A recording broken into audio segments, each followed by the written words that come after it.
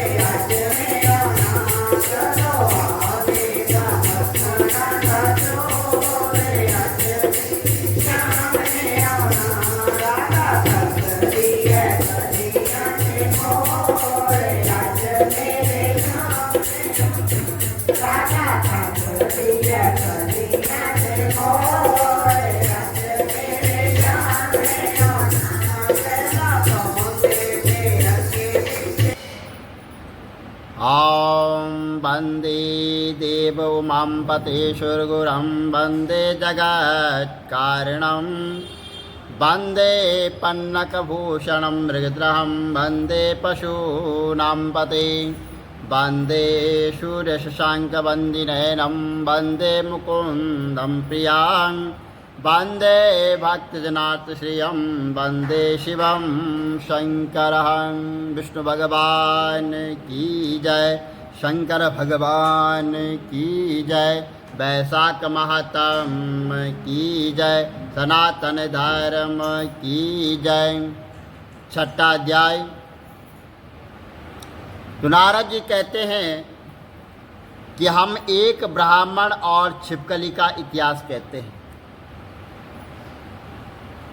प्राचीन काल में हेमंग नाम का एक राजा इच्छुक वंश में हुआ है।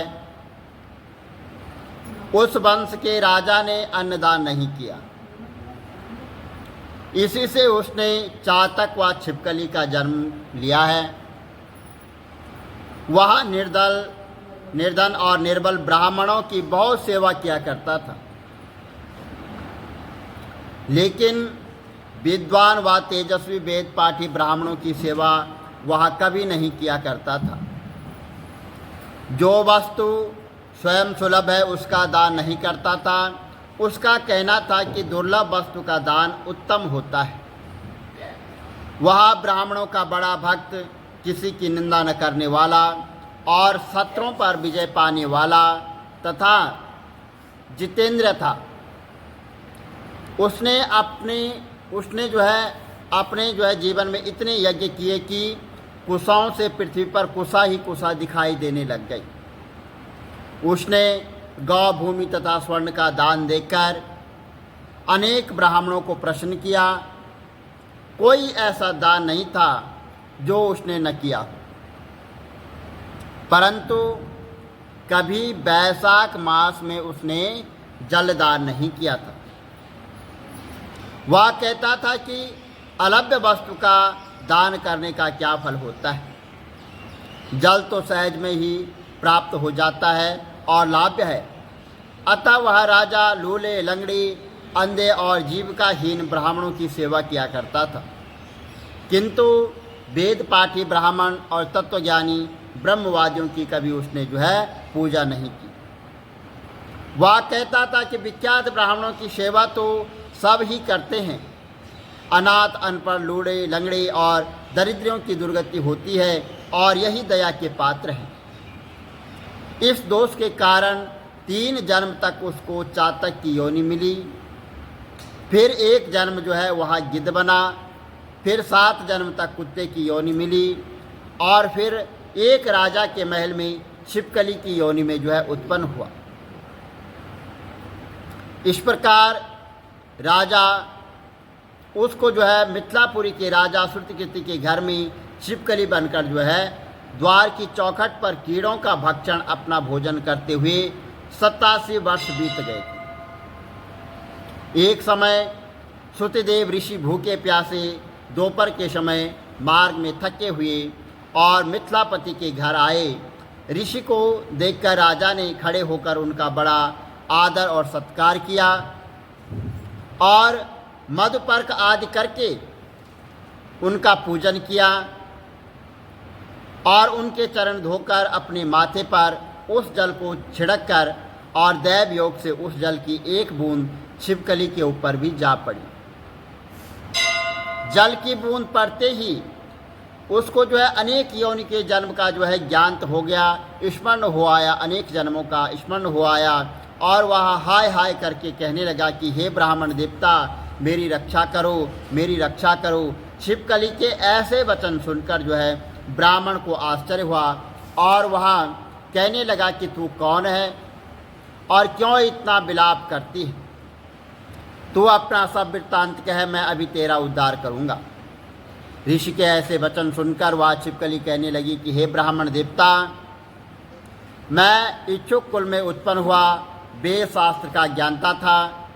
मैंने अनेकों गौदान किए और यज्ञ दान तथा बहुत से कुएं, तालाब, बावड़ी बनवाए, अनेक दान दिए और धर्म पूर्वक राज्य भी किया, तो मुझे न तो स्वर्ग मिला और 3 जन्म तक मुझे चातक का जन्म मिल गया और 1 जन्म कुत्ते की योनि में रहा और अब इस छिपकली की योनि में मैं हूँ। यह राजा आपका चरणोदक यानी चरणों का जो जल है वह छिड़क रहा था और उसकी एक बूंद मुझ पर भी गिर गई, जिससे मुझे अपने पूर्व जन्मों का स्मरण हो आया और अनेक पाप मेरे नष्ट हो गए हैं। मुझको 28 जन्म तक छिपकली की योनि भुगतनी पड़ी, सो मैं इन जन्मों से डरता हूँ।